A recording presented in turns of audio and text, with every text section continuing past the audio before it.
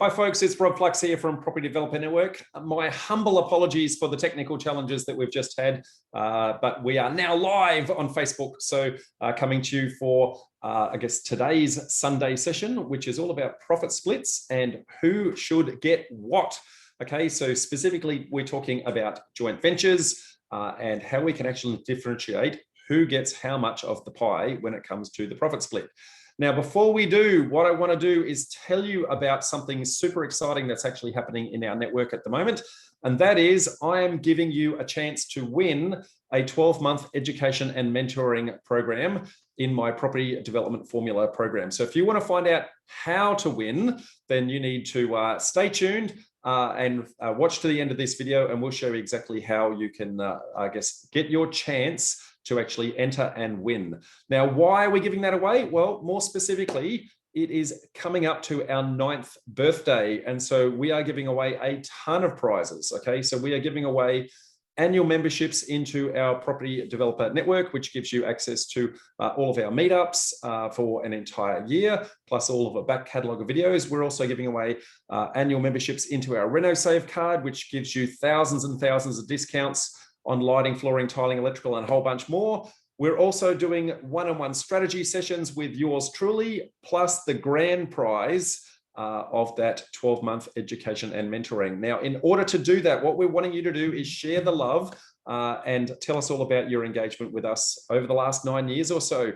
And then we will, and what we're going to do is at the end of this video, we'll show you how to share the love today. And every time you do will be an entry into that draw. So that's, I guess, for the end of the session. Now, in the meantime, let's get on with the show, shall we?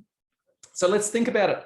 Why a joint venture at all? Well, it's the joining forces of two or more parties for the mutual benefit of all, okay, with each party contributing towards the final outcome. Now, typically JVs are done because each party doesn't have all of the resources in order to complete the project of their own. One person may have finances, one person have skills.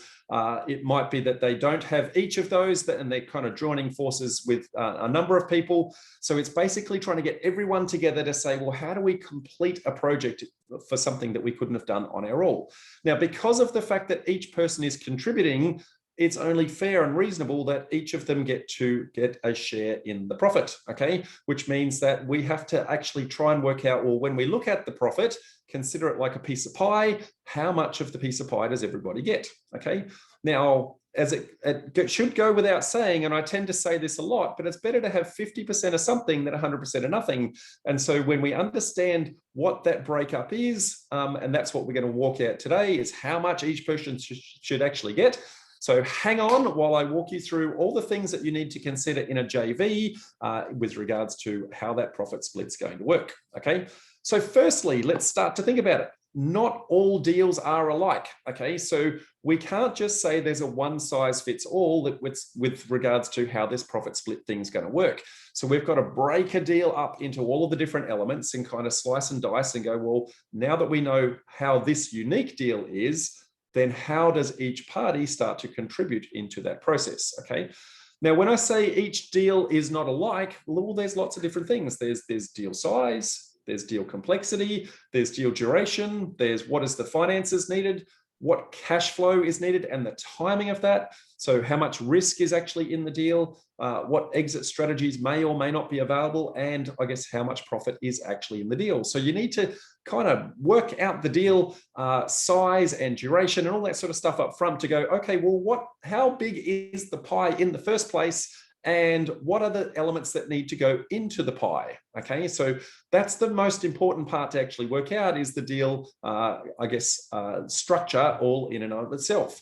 Now, what are some of those elements that go into the deal? Well, largely it comes down to two streams, okay? Now, each of those streams have a number of elements. So the two streams are the funding element and the sweat equity element. So you would think nice and simple that we could just break that up 50-50, but sometimes we can, sometimes we can't.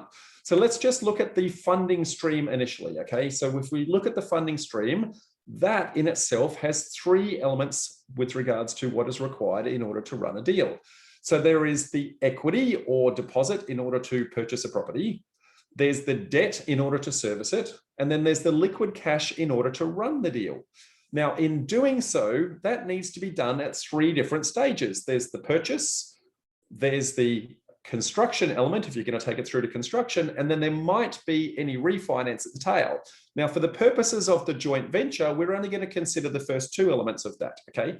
So that is the initial purchase up front, and that is the construction loans that might happen. And so all 3 elements in that scenario.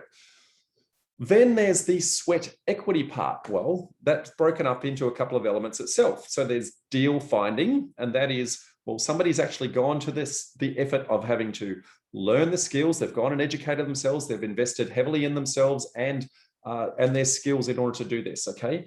They've put a whole bunch of time and effort into hunting for the deal. They've gone and put a whole bunch of opportunities into the funnel, sifted them all out, and now they've gone and successfully negotiated the deal. So the deal finding in itself has some element of merit to it.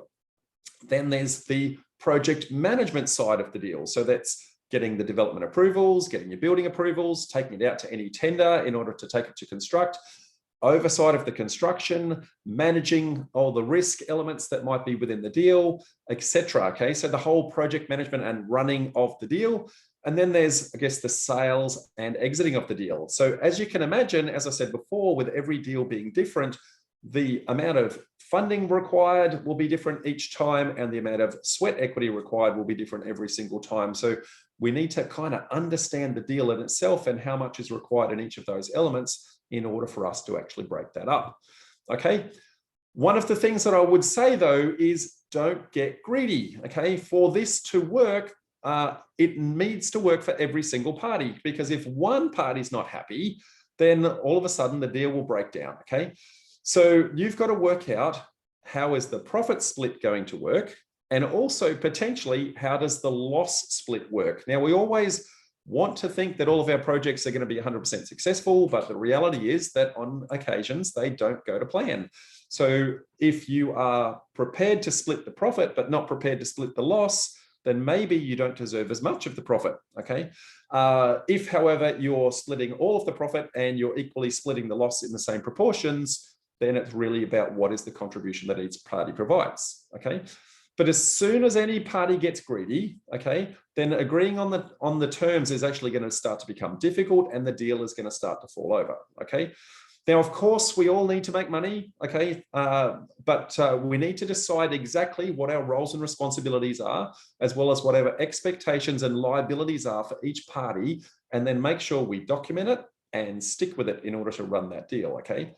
So unfortunately, what we've seen many, many times is that both parties tend to have really high expectations on what they believe that they are bringing to the table. And because they've got those super high expectations, they try to bring that to the deal, and they try and inflate what they think their outcome should be. And as soon as they do that, they're wanting more of the profit, and that's when the deal falls over, okay? So when you have high expectations on your profit and you don't get it, deal crashes, okay? So make sure you don't get greedy, okay? I can't emphasize that enough, okay? Make sure it's fair and equitable on all sides. Now, in starting to understand who we're working with, there's a number of elements that we want to understand with regards to some of the risk that might be going into the deal. And some of that has nothing to do with the deal itself, okay? And that has everything to do with the actual person on the other side of the transaction. So we want to understand what sort of due diligence might you be doing if you are a money partner, and what sort of due diligence might you be doing if you are the sweat equity partner, okay? So let's just imagine for a moment that you are the money partner. Well, there's 2 parts of due diligence that you're going to need to break this down to. There's the deal itself, and then you're going to have to do due diligence on your equity partner, okay? The other person on the other side of the transaction. So what do you do with the deal? Well, firstly, you want to know, do you understand the deal? Because if you're the money partner, there's no point, I guess, saying, yes, I'll put money into something, and then don't actually understand what it is that you're actually putting your money into. So let me phrase this really clearly. You and only you are responsible for where you put your money. So if you don't understand what it is that you're putting your money into, then how is it fair and reasonable that you're actually, I guess, going into a deal? Okay, so you should consider, if you don't have the experience in doing this yourself, you should consider whether or not you should pay a third party to actually assess the deal on your behalf to determine whether or not the deal is actually a deal. That's really important. So you also want to understand what is the financial obligations that you're going to be under and understand the cash flow requirements of the deal. So how much money and when, okay? You also need to understand, I guess, what is the likelihood of the project actually achieving the desired outcome. Now, everyone projects that we're going to make profit, but you've got to look at, well, market risks and market factors and that sort of thing, and deal complexity and risk and the I guess the skills of the other person. What is the likelihood you're actually going to get that? Okay, and then I guess the flip side of that, what are the risks in the project? And is there actually a plan to manage those? Okay. And then lastly, well, what if those risks aren't managed? Can you live with the outcome if there's a loss? So if you can't live with the outcome if there's a loss, then I don't believe that you should be putting your money into a deal in the first place. Okay. Because whilst we all want to make money, unfortunately, not every deal actually will. So you need to be prepared that there may be a loss, and can you live with the loss? Okay. Now, you also want to do due diligence on your equity partner. So do you know this person personally? Okay. And if so, in what capacity, how well do you know them, etc. So what skills do they have in running the deal? Okay. So not just running a deal, but running specifically this size deal or a deal of a similar size. Okay. Have they done something like this before? Now, in reality, everyone has to do their first deal. And so the fact that this is somebody's first deal is not a reason to not invest with them, but rather more, it's a conversation starter to say, well, I'm actually having a little bit more risk in this particular instance because you're an unknown quantity. Maybe there's an element of that I need to take on board. Maybe that's a slightly larger part of the profit that I want to take on because I'm bearing a lot more of that risk. Maybe the deal is not complex enough for you to worry about that, but it's certainly something you want to have in your mind. Okay.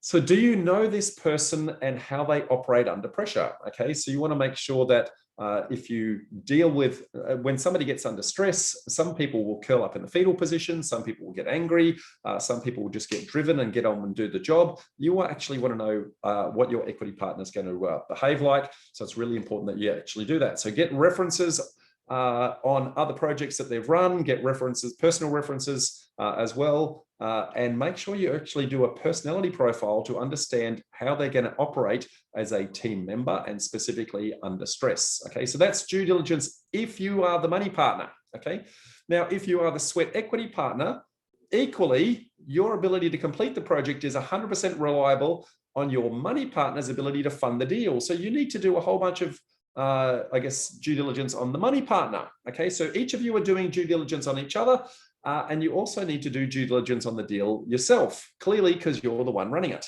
So what should you do on the money partner? Well, again, do you know this person personally? And if so, what is the context that you know them in and how do they actually operate? Okay, you want to start to do some checks on their assets and liabilities. You might want to get I guess, some bank account balances, understand what their debts are.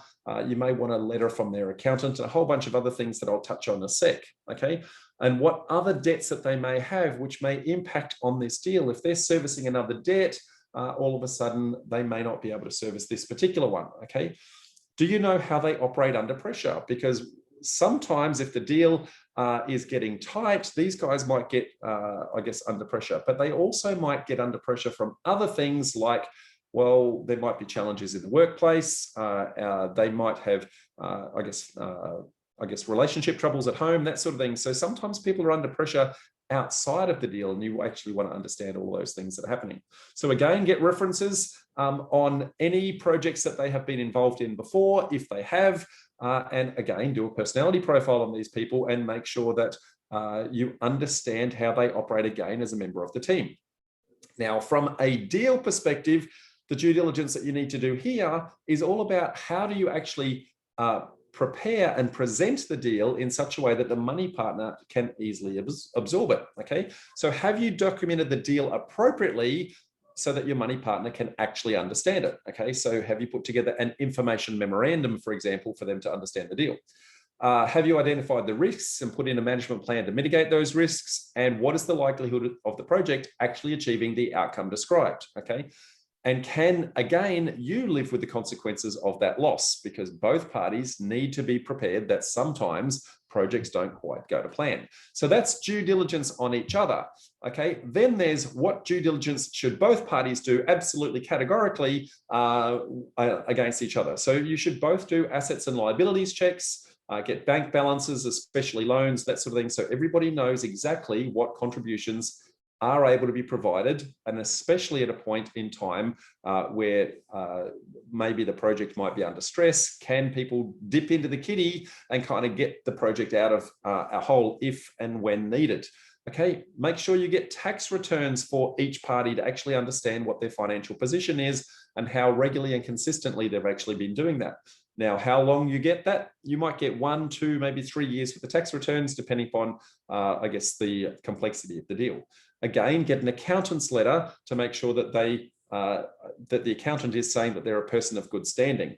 You should also do a credit check on this person, okay, on each other. So what is called the PPSR, so the Personal Property Security Register. So do a search on there, and also any ASIC searches for any entities that they might be directors on, and see whether or not anything has ever happened and there's anything bad against their name. Do a personality profile. You might do a DISC profile or a Myers-Briggs profile or a whole bunch of others to actually understand how they operate in their standard mode, and also how they actually operate under stress, how they operate as a team member, and how you are going to be able to interact with each other as you go. Make sure you understand what the intended exit strategies are for each party. There's no point that one person wants to get it out at DA approval and the other person wants to get it out at full construction. If you aren't in alignment with your exit strategies, then at some point in the process, there's actually going to be conflict, okay? And make sure that you are very clear on what your roles and responsibilities are. And where appropriate, is the person either qualified or experienced in order to do what you want them to do? And if not, can you live with the consequences if this is their first deal? And as I said before, everyone has to have their first deal. So it's not a bad thing to just know that up front, okay? Now, understand also what some of the project risks are, okay? So there are a whole bunch of risks that might go into a project. So there's market risk, okay? So understanding the market, the location, the price point, the demographics, all of those things in there. Is it the right product for the right market, okay? What is the liquidity risk? So what is the chance that you're actually going to run out of cash along the way? And there could be a whole bunch of things that actually contribute to that, some of which I will go into in a moment.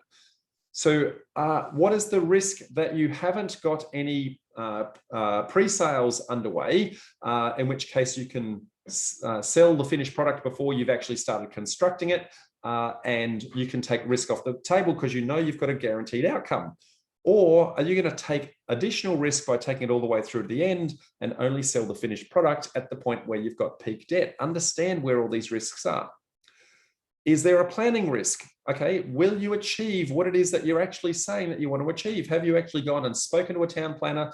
Have you assessed the site? Have you done due diligence on the project to make sure that there is certainty that you're going to get the outcome from a development approval perspective? And is your funding dependent on that DA actually in place, that development approval actually being in place? Or are you going to have to do 2 stages of funding, okay?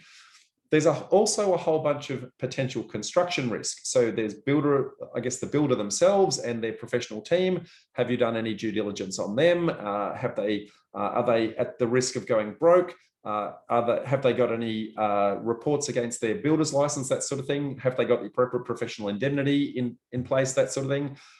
What happens if there are variations in the project, or the cost of labor or materials go up like they are massively at the moment?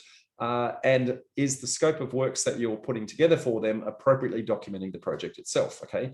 So all of those can cause the construction contract to blow out massively, which then may, as I said, then start to impact your liquidity risks and a whole bunch more, okay? So in order to do this, what you want to do is you want to make sure that you've documented everything appropriately. So you want to make sure that any compliance and regulatory compliance are in place, that you've got all your appropriate licenses if you need to at all, and a whole bunch more, okay? So have you documented the JV itself so that everybody is clear on what their roles and responsibilities are? Then from a finance perspective, the finance will look at what they call the sponsor, okay? So that is the sweat equity partner. So has this person actually got development experience? And if so, in what projects? Are they a newbie, a beginner, intermediate, advanced, or sophisticated? And whichever, I guess, position they are, is the deal size appropriate for their current skill level?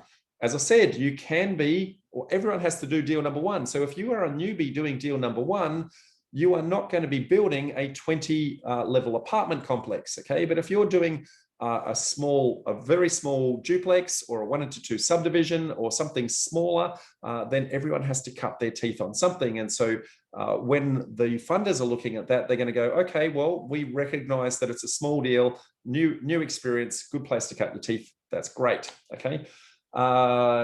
And you want to make sure that, I guess, the lender themselves, if you're going to be going to any lender, that they are actually experienced in development lending, and specifically they are development friendly, because if they're not development friendly, then they might have issues and challenges at different stages of the process. For example, if you knock the house down, then all of a sudden you've taken away part of the asset. They've got vacant land, no income stream from rent or anything like that. If they don't understand that that is a necessary part of the development process because you're about to build something new, then that bank can potentially foreclose on you. So you want to be really, really careful that you've got the appropriate lenders in place. Then there's things like timeline risk, okay? So project takes longer to complete than anticipated, which means that you've got larger holding costs, which can impact on your cash flow, and everything kind of loops around back to liquidity risk, which I touched on earlier before, which all in all, when you add up all of those things, it really impacts on the profitability risk of the project, okay? So when you understand the profitability risk of the project, you've got to work out whether or not the likelihood of your projected profit is actually going to happen. And if not, then what is the, I guess, the impact on that? You know, if you don't get a profit, then the equity partner has done all this work and gets no physical reward, doesn't get a payday, and the money partner has had an opportunity cost for all of their money that could have gone somewhere else, plus the fact that there is an actual potential loss. So all of those risks are real, and they must be measured and they must be assessed as part of your profit split arrangement, because if you don't understand the risks, then you don't understand who is taking on which proportion of those risks, and therefore, for the person who takes the risk, that person should be the one who takes the reward, okay? So specifically, when we look at the different JV partner risks and how they can start to mitigate some of those, and you know, what are the elements that they actually have control of in that process, there's only a couple of little potential levers that each party can actually do to protect their rights within the deal itself. So one of them is who is on title. Now, the person who is on title, that person has the ultimate power in the decisions, okay? So they are the one who gets to sign the council development applications. They're the one who get to sign the sales agent's engagement when you're dealing with the real estate agent. They're the one who gets to sign the sales contract themselves. Now, if the money partner is on title, then the sweat equity partner is at risk, okay? Because the sweat equity partner has the one with all the skills to run the deal, but they've left the power in order to make all those decisions with somebody who doesn't have those skills to run the deal. So in order to protect the sweat equity partner, they're going to be asking the money partner, can I have some sort of limited power of attorney in order to assign my capability to run those elements of the deal? Because if you don't, then chances are the sweat equity partner won't know what decision to make. They might be slow in the decisions. That might increase your timelines. They might make the wrong decisions and a whole bunch more, okay? So if you are the sweat equity partner and you've got the money partner on title, make sure that you're actually asking for that in the process. Conversely, if you are the money partner, then you want to make sure that your money is also protected, okay? So you might have to have security on your funds invested. So you might need, remembering that there's likely going to be a primary bank sitting here, so you might want a second mortgage that's sitting over the property, potentially a caveat, or maybe even some personal guarantees of the sweat equity partner that they can actually meet the obligations if things actually go wrong. So they're the different ways that you can kind of protect each other against each other. But what about, I guess, protecting yourselves from, I guess the people that you're actually borrowing the primary money from, the bank? So who is actually going to be on the loan? So the person who's on the loan is the one who's responsible for paying back the debt. So they are typically going to be the guarantor of the loan. Now, if you're asking a money partner to be the guarantor of the loan, then you're getting them to take a bucket load of risk in that process, okay? So you need to make sure that if you have an intention to share the profit and equally to share the loss, then you want to make sure that your documentation is able to clearly articulate that, I guess, individually, you are going to be responsible for contributing into that. So is the loan going to have just the money partner in themselves, or are both of you going to go on the loan and contribute equally in that realm? So is it going to be a joint debt, a several debt, or a joint and several debt? Okay, so they are, I guess, different elements of the process. So the exposures to that equally means that, I guess, the exposure to the loss, because the primary bank is going to come after you guys based on how that loan is actually documented, okay? So there are all the things to start to consider. Now, before we actually go, well, how do we break this down? I'm going to give you a super pro tip that most people going into joint ventures completely fail to do, okay? And that is, you need to baseline the project. If you don't baseline the project, then you have no way of actually determining what a normal person who was completely cashed up, what they would assess the deal as, okay? So I want you to, in order to baseline the project, I want you to suspend all belief and assess the deal as if money was unlimited, okay? And that you're going to go and purchase it outright and run the deal as if it was a normal person running the deal, okay? And that you had all of the resources capable of doing that to you. Now, whilst that sounds crazy, what that's going to be able to do is it's actually going to be able to clearly break down exactly how much cash is required, at what rate, at what place there's going to be, what your equity is going to be, what your deposit's going to be, what your serviceability is going to be, what your liquid cash is going to be. It's also going to be able to identify what issues and skills and risks and all those sorts of things are going to be in the process. So baseline your project, okay? That'll help you understand, I guess, the two core elements that I broke down before, which is the financial requirements and the skills and effort requirements.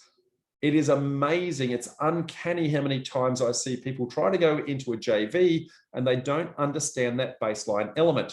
Because if you don't need a certain amount of cash element, then why are you getting that money partner to contribute? Or if you don't need that amount of skills, why you've got a sweat equity partner doing the process for you? So you need to understand what each person is bringing to the table.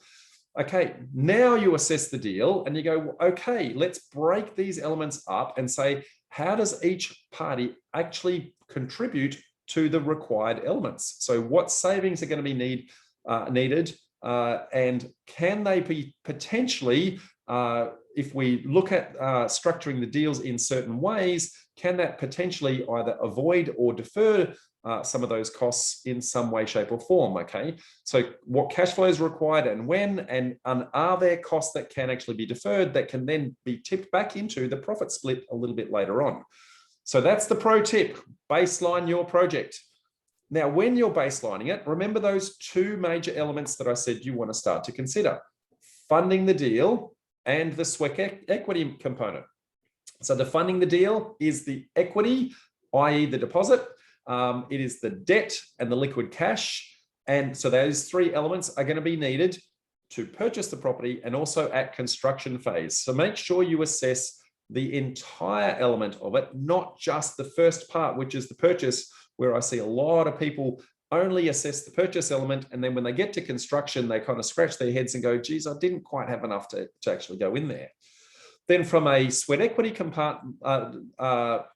you're going to start to assess, well, how much of that should it be? So you're going to then break up and go, well, how much of that profit split should go towards the funding element?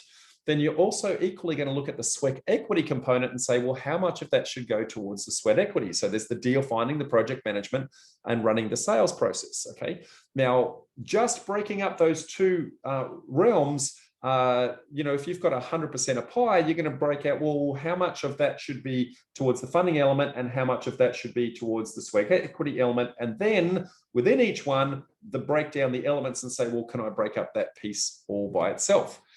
Now, let's have a look at this by way of example. So if we are doing a small deal as an example, okay, so let's just hypothetically say it's a 1:4 townhouse project, might be a 1:2 subdivision, something along those lines, then what each party is actually contributing, that financial component is going to have a fairly similar kind of profile to what the sweat equity component is. So that might be a 50-50 split when we look at the two streams, okay? Now then within those two streams, you're then gonna say, okay, from a finance perspective, does my money partner have all three of those elements that I need? Maybe they only have the liquid cash, in which case I'm gonna break up that 50% and I might say, 30% of that is for liquid cash, 30% of that is for serviceability, and 30% of that might be for the equity in the deal, for example. Okay, so if they're only bringing one of those three elements, then they only get a portion of that 50%. Okay, now equally from a sweat equity component, is the one sweat equity partner going to do absolutely everything in the deal? Maybe they weren't the one to find the deal. Maybe the money partner found the deal, in which case they should get some of the deal finding element. Okay, so there's going to be a whole bunch of things that you're going to start to break it down. But when you just look at those two individual streams, you'll say 50-50 on the streams. Then you break up each stream and go, okay, out of those elements, who provided what as part of that process?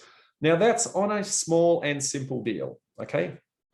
As the deal starts to ratchet up in deal size and in deal complexity, then so too typically does the actual money requirement actually going into that deal. And so the money part of the process starts to have a higher weighting on a super big deal, let's just say a 100-lot land subdivision, then the weighting on the finance side of things might be way higher than the weighting on the sweat equity element. So what you might do in those two streams, you might say, okay, I'm going to say 70% goes towards the finance element and 30% goes towards the sweat equity element.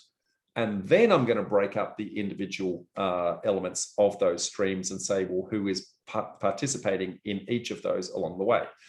Now, I've seen profit splits that are 50-50. I've seen them 70-30. I've seen them 80-20 and a whole bunch more, okay? Now, remembering that there is also the risk element of that, and the finance person might say, well, because I guess whilst that stream you're providing that work, you actually don't have the skills. This is your first time doing it. I'm actually taking a higher burden on that. So they might want to start to consider that as part of their assessment, okay? So what we're really looking at is, I guess, the considerations on that profit split is who has the highest financial risk exposure in the deal. Now, there is the paper risk. So, on paper, you've said, yeah, I'm willing to do, a 50-50 profit split. I'm also willing to do a 50-50 loss split. That's great to say on paper, but when you actually do your due diligence on someone and then you go, actually, you don't have any assets to your name. So whilst you're willing to put that 50-50 profit split on paper, the reality is that you have nothing to contribute if the deal goes south, which means that the finance person actually is loaded up with regards to the risk exposure in that deal, which is why I stressed but you must do the due diligence on your partner in order to understand their ability to actually, I guess, complete the loan. Okay. Now, all of that is based on, well, we've got a money partner and we've got a JV partner, sorry, a sweat equity partner. Well, what happens if you're actually doing a JV with the landowner themselves? Well, things are very different here. Okay, now the landowner in this instance is actually providing the property as their contribution. So in this instance, you won't actually need the equity to purchase and you won't need serviceability to purchase because the landowner already owns them. So that element is actually dealt with. So stage one, purchase, tick, already done. But the construction element will still need some equity and may potentially need some debt associated with it as well. So there is still a contribution to be made. So is that going to be the landowner that's providing that contribution? Or is that you as the sweat equity partner going to tip that in? Or potentially are you going to go out to third parties who might invest cash into the deal in order to top that up? Now, that's all well and good from a conceptual perspective. However, there's a big gotcha here that most people forget to consider. When we start to consider what is that landowner's contribution, we need to actually understand how much equity they've actually got in the deal. Now, by way of example, okay, if the property was only purchased a couple of years ago, they absolutely own it. So you don't have to come up with the purchase equity. You don't have to come up with the liquid equity, but there's no equity within the property in order to go towards the construction phase of the deal, in which case their contribution is only for a small portion of that process, okay? If, however, on the other hand, that landowner has owned that for 20 odd years, they've paid the property all the way down, and it's got zero debt on it at the moment, then they have a massive amount of equity that's actually in the property. And they're potentially able to actually offer that into the deal. So when we break it up into those two elements, so the first person who only bought it recently, their contribution in this instance is a little bit of avoidance of the first phase of, I guess, the finance in order to acquire the property. But what their big contribution is actually time. Okay, so they're actually giving you the time to actually run the project without the running costs of that, the holding costs of the higher interest, the holding costs of the rates, land tax, all those sorts of things. Okay, so that's their contribution. So you can easily work out what that contribution is by actually looking at, well, how much savings would I have with regards to that, how long that part of the project is actually going to run. The second party, the person who's owned it for 20 years and has all the equity in it in the world, their contribution is both the time and also the equity in order to, I guess, avoid the purchase, plus potentially avoid a whole bunch of equity being needed to be contributed into the construction phase. So their contribution is much, much higher. So when you're looking at doing a JV with a landowner, make sure you're actually assessing what their contribution is in that realm, okay? Now, irrespective of who is, I guess, going on the loans, irrespective of, I guess, how much money is required, all that sort of thing, you are typically going to require a bank to be a primary first mortgagee on the project in order to run the project at some way, shape or form. It might be for purchase phase, it might be for construction phase, something along those lines. Now, especially when it comes to the construction element, I guess the construction funder is typically going to, I guess, fund out the initial phase being the acquisition, and they're going to take over a first mortgage. So that construction lender ends up being the last person into the deal, but because they have a first mortgage on the property, they are actually the first person out of the deal. Okay, so the bank takes the least amount of risk. I want to be really, really clear on that. So they take the least amount of risk. So whoever is on that primary loan, remember, that obligation for that loan disappears at the moment that bank is actually paid out. Now, if someone has a second mortgage on the property, they have a little bit more exposure to risk. And because they have more exposure to risk, then they, I guess, have to wait for the funds to be distributed. And then if you have a caveat and or a personal guarantee, then you have to wait till the very, very end, and you've got no security at all. So when we start to look at the order that funds are typically returned, okay, it always goes to primary lender first, then to the secondary lender if there is any. Then typically you would return any development costs. So whoever funded that in any way, shape, or form. You would then pay for any agents' commissions for the sale of any finished product. You're going to pay for the accounting and legal fees in running the deal. You're going to pay the tax that's actually due on the project. Then and only then do you do a profit split. So depending upon where you are sitting in that stack is depending upon how deep into that risk profile you're actually sitting, okay? So the deeper the risk, the higher the reward that you're actually wanting for the process. Now, if you're both sitting at the same level of the stack, then clearly that your contribution is equal. And so that's what you're wanting to be considerate of in there. Now, hopefully that's given you some insights into what you want to do. So I'm going to summarize that nice and clearly for you, okay?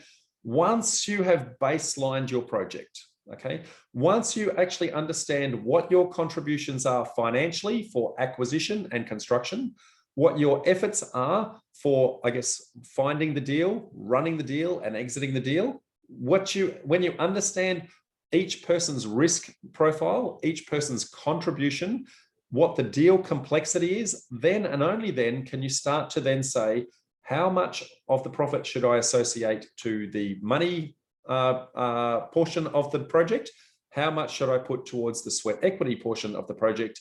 And then how much has each party contributed into each of those elements? So do I break that down into their core elements?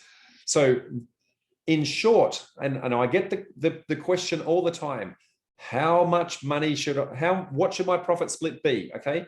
Well, it depends. But if it's a small, simple deal and each party is providing equally, then 50-50 is very much a common profit split type arrangement. Okay. If the deal complexity is going up and the amount of money required is equally going up, then you might slowly shuffle that towards a 60-40, 70-30, 80-20 as the deal size and complexity actually runs up. But remember, it's a percentage of a much, much bigger number because it's a much, much bigger deal, okay? So don't be afraid of those elements, but you need to actually assess and understand all of that before you actually break that out. So there you have it, folks. That's what goes into assessing how much profit goes towards whom.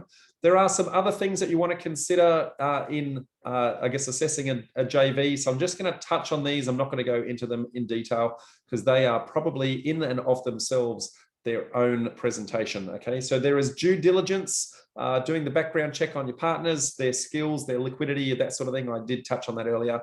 I guess, what is the scope of the JV documentation itself? So make sure you document all the roles and responsibilities, describe all the different elements that everybody's going to do and be very, very clear on that.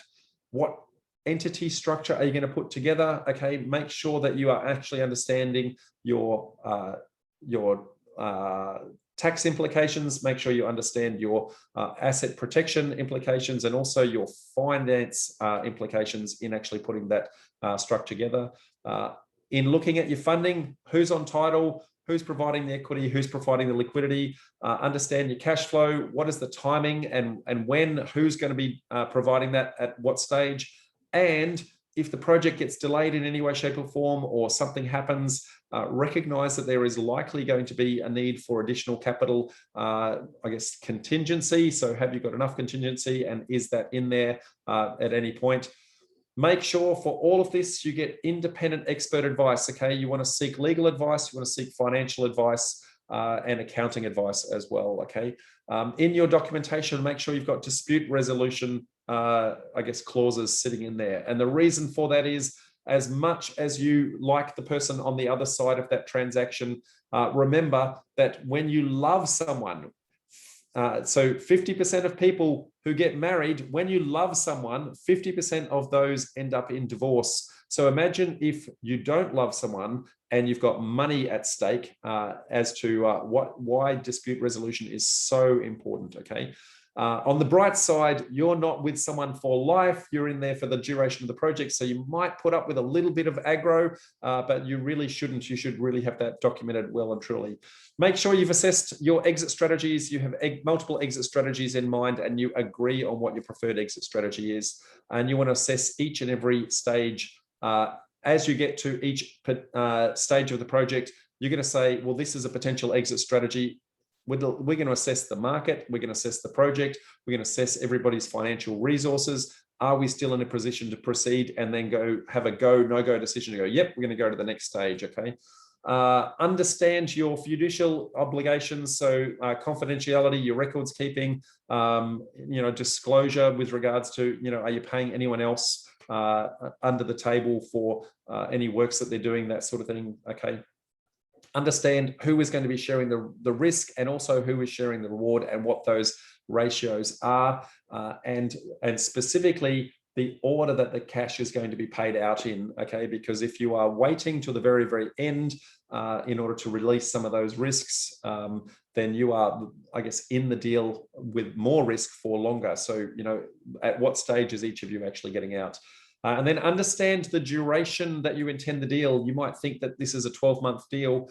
Put a finite timeline on it. Maybe put 18 months or 2 years to say, well, if we don't get to the end of the deal at that point in time, we've got some way to actually pull the trigger and potentially get out of this, okay? So there you have it, folks. That is, I guess, going through the process of understanding profit splits and who actually gets what. Now, before going too far, what I want to do is just tell you a little bit about our Sunday sessions and the fact that we archive every single one of these over to YouTube. So if you go to YouTube and either search for Property Developer Network or alternatively follow that little short link, propdev.info/YouTube, you can find all of our back catalog of stuff. Also letting you know that we run monthly meetups in 3 states, so New South Wales, Victoria, and Queensland. Now, these are physical meetups where humanly possible, but we also live stream them. So your ability to participate, we have industry experts, we have people in our community sharing real deals, and we have masterminding helping you to actually progress. So go to developernetwork.com.au/meetups, and that will take you through, and you can join the appropriate one that you actually want to go to. Also, as I said, it's our 9th birthday this month. So this is your chance to win. I touched on before, if you share the love, then we're also going to be able to share the reward with you. And that means that we have a chance for you to win 12 months worth of my education and mentoring through my property development formula program. And equally, you also have a chance to win weekly prizes such as annual memberships into our PDN network and coming to our meetups, such as our RenoSave card, such as one-on-one mentoring with me in order to do your strategy assessment. So click on the QR code or follow this link here, propdev.info/best meetup moment. And we want to hear from you. What has been your best meetup moment? Maybe it was hearing from a specific industry expert that helped you no end in your deal. Maybe it was somebody in the community sharing their real deal with you so that you didn't have to go through the pain of making those mistakes yourself. Maybe it was some gem that you learned from in our masterminding process, or maybe it was just meeting me at some stage during the meeting, or was it the social drinks afterwards? Click on the QR code, follow the link, provide your feedback as to what your best meetup moment is, and you'll go in the draw for that master prize. Now, in order to win the master prize, what is important is you must be at our grand prize draw, which will be our 9th birthday event, our 9th birthday meetup, which will be on the 21st of August. So depending upon where you are located in the country, you can virtually, I guess via Zoom, dial into that. But you must be there and you must be in it to win it. You can enter as many times as you like. do that, and then you will be in the chance to win. Okay, in a sec, I'm going to go and ask for feedback from the community and questions along the lines. Before we do, let you know, we also run some Facebook groups, Property Developer Network and development site Deal Hub. So go there, and I guess the community will actually help you through the process. We also run our property development formula program. So letting you know that that is out there if you're interested in that at all. Okay, what I'm going to do now is I'm going to go over to Facebook, have a look at what questions have come through in that timeline, and see whether or not there's any questions from you guys about JVs. So there's a whole bunch of people on there. So hi, Linda, Audra, Dean, Peter, Kerry, Jamie, and a whole bunch more. So seeing if there's any questions from anyone in doing this. Vanessa says, I hear you, Rob, baseline FISO, absolutely. Chris Langton says, g'day, Rob, when doing a JV with a landowner, where do you cover all of the DA costs and bringing skills to the deal? I.e. landowner needs to do nothing. What type of profit split would you expect with the landowner? Okay, Chris, I did touch on this, but let me summarize it again. Let's have a look at, firstly, how much equity that landowner actually has in their property. Did they buy it recently, or did they buy it a long time ago? Now, if they have little equity, all they're really giving you is time, okay? And the ability to not have to fund the acquisition stage of the process. You may have to fund, however, the construction phase of the process. So you've got to look at whether or not they've got any equity in that in order to contribute it. Now, if they've owned that for 20 plus years, they've probably got a lot of equity, in which case their contribution is very high. If their contribution is very high, you may be able to go to a commercial lender and say, well, see all that equity in there, can we tap into that? And is that enough to actually fund the project? In which case you might do a 50-50 profit split with that landowner.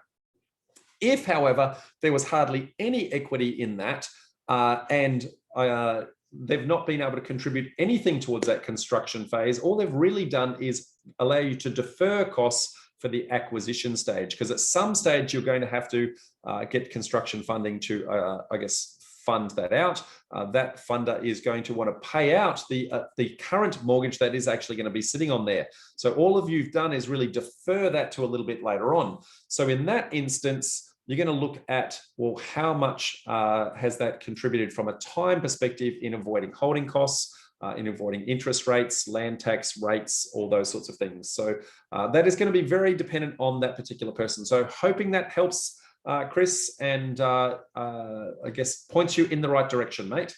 Harry says, hi all, great content. You're welcome, no problem at all. Andy says, hey Rob, in a JV with the landowner, no purchase and all units sold on project completion, what are the tax considerations for the landowner other than GST on sales? Andy, firstly, I have to say, I can't give accounting advice, especially in a public forum like this.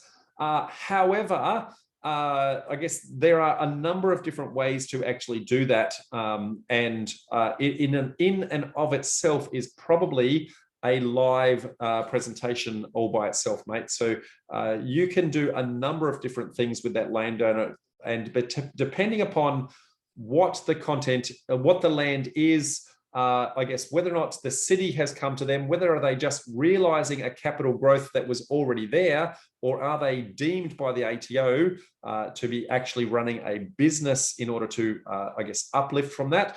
ATO is going to look at, I guess, the circumstances on their own individual merits. So that is a presentation in itself, mate. Wish I could help you much, much better.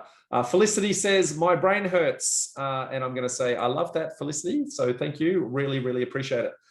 Sorry, really itchy nose, guys. I'm sorry about that.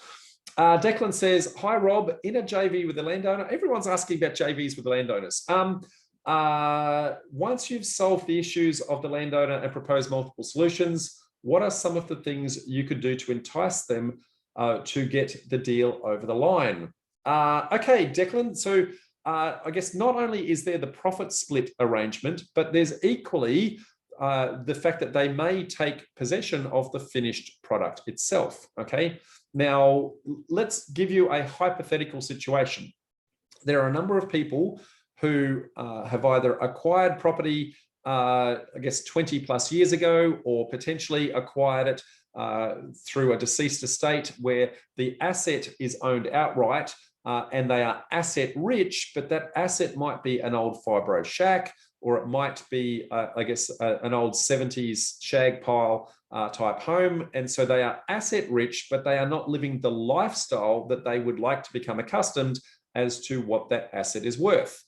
In that instance, you might be able to do a JV with them and say, well, what if I took this old asbestos riddled fibro shack and converted that, where you've got lots of maintenance and repairs and all that sort of thing. And what if I converted that into a brand spanking new asset that was fully under warranty, had no maintenance issues, and was still roughly worth the same, plus potentially a little bit of cash? Would that be of interest? Now, all of a sudden they have the same amount of asset worth, but now they don't have that. Now they also have the lifestyle associated with that. So that's a fantastic way of providing a win to the landowner to say, would you actually be interested in that at all? Okay, so hoping that helps, Declan. Joseph says, wonderful, thank you, mate. Chris says, e.g., simple 1 into 2 subdivision where you retain existing house. Sorry, mate, I've lost the context of that in regards to your previous question. So not quite sure I can remember what that is. Let me see if I can find that.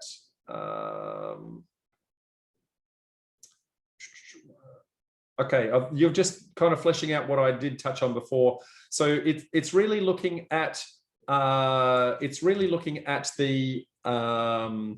I guess the cash contribution that you're actually putting in there. So I think that's what you're trying to say with regards to the JV. Well, if there's equity in there, you may not need to come up with a cash contribution, because you may be able to go to your financier and say, well, there's enough equity there. Can you just cash flow me the deal? Otherwise, I guess you're potentially, let's just say you've got to put 100K worth of cash in. Well, if you were doing a 50-50 profit split on the finance 50% and the equity 50%, but you are now contributing into some of the finance by putting the cash flow, then you might get, let's just say 20% for providing the cash flow. They might get 30% based on, I guess, providing the property. And then you also get the 50% for actually running the deal. So that's just an example of how you could carve that out. Okay, so lots of different ways of doing that. Now, sorry, I super itchy nose. Fernanda says, hi Rob, great info. Thank you so much for sharing your knowledge. Do you have a matrix for composing a profit split using the weighted elements where you discussed here? Found the deal, management the deal, cash injection, funding. Oh, Fernando, I wish I could, mate. That is like, my head would explode trying to put that together. Every single deal is going to be completely unique. What each party brings to that is completely unique. And so the contribution really needs to be just assessed on its own merits and have a fair and reasonable conversation with the person on the other side, and specifically around the risk. What is the risk that each person is putting into the process? Okay. Now, with that element of risk, once you've come to an arrangement as to what the element of risk is, then the reward should be proportionate to the amount of risk. That is probably the best way that I can actually frame that. Linda says, missed the QR code again. Don't worry, Linda, you can rewind on this. So I guess Facebook Live will let you rewind in a couple of moments. Katie says, have you had experience in differences of opinion for the value of architecture, design, project management services provided via sweat equity partner? For example, where money partner or other JV partner have a low appreciation of the value or do not understand what goes into those services. Absolutely, Katie. That's pretty much what I said right at the very start, because each person has an inflated expectation of what they think is actually involved. So the best thing that I can suggest that you do here is actually have an open book conversation with them. Go through and actually show them all of the tasks that you need to do, all of the costs that are actually involved, show them the complexity of that. If you need to, put together a Gantt chart with your work breakdown structure that actually says, these are the timelines of what needs to be managed and all those sorts of elements, and give them exposure to the amount of work actually required. Now, that's going to open their eyes a lot more to the concept. That said, if they're going to be greedy the deal will fall over. If you are going to be greedy, the deal will fall over. So you need to be able to get to the point where both of you actually see each other's point of view. And when you can see each other's point of view, then and only then will the deal actually make sense. Okay. Okay, so another one from Harry. If I get 20% money partner, then 50-50 split, is that fair to both parties? If I get 20% money partner with 50-50 profit split, is that fair to both parties? When you say 20% money partner, I'm not quite sure what you're suggesting there, Harry. Are you suggesting that you're paying 20% cash to someone from an interest rate perspective? Because if you're paying, I guess, interest on a loan, then that is not a profit split arrangement. That is I guess a pure, I guess, loan arrangement. So I'm not quite sure I understand the question, mate. So so maybe if you come back to that, Harry, if time permits, I'll take that around. Next question. Joseph says, can you give us some examples of when things go south? Worst case scenarios. Oh, Joseph, I could be here for like 2 or 3 months talking about that, mate. There are so many different things. I did touch on some of the risks elements. There's market risks, there's project management risks, there's have you got the demographics of the product wrong? There's contract risks. There's there's things like pandemics that impact you, GFCs, all those sorts of things. So there's a massive number of risks that actually go into a process, into a project, mate. So that is I guess a presentation in and of itself. Fernando says, sorry, to clarify, a spreadsheet that would allow you to change the weighting of each one so you can tell it to be specific JVs.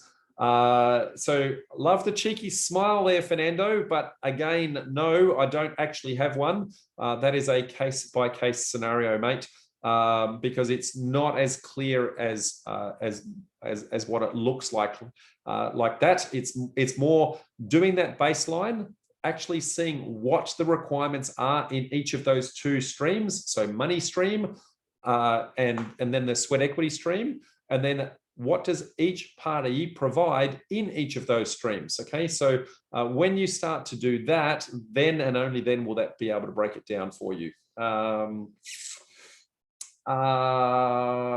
Linda says, thanks, Rob, great session, no problems. Harry says, if the money partner, which is me, gets 20% and then we split 50-50, is that fair to both parties? Again, Harry, this is probably an offline conversation because I'm really just not understanding your context. You're saying the money partner gets 20%, but you've already given your profit away. So what else is there to share? If you've only got one money partner, so are you the money partner? Are they the money partner? I'm really just not understanding your question, mate. I'm really sorry. If you take the time to articulate that in a little bit more detail in your question, once this Facebook Live has ended, I will do what I can to come back and actually answer that in text form, mate. But sorry, at the moment, I'm just not understanding the context that you're actually coming from, because if you are the money partner, then, and you've said that you're getting 20%, that means the sweat equity partner is getting 80. And so what is the 50-50? I'm just not getting it. Anyway, folks, that appears to be the last question. So thank you very much for your time. Make sure that you rewind, find that QR code and that link. Tell us all about, I guess, your greatest meetup moment. And we would love to see you at our next meetup and very much at our 9th birthday on the 21st of August. So until then, folks, bye for now. And I'll see you at our next Sunday session. Bye.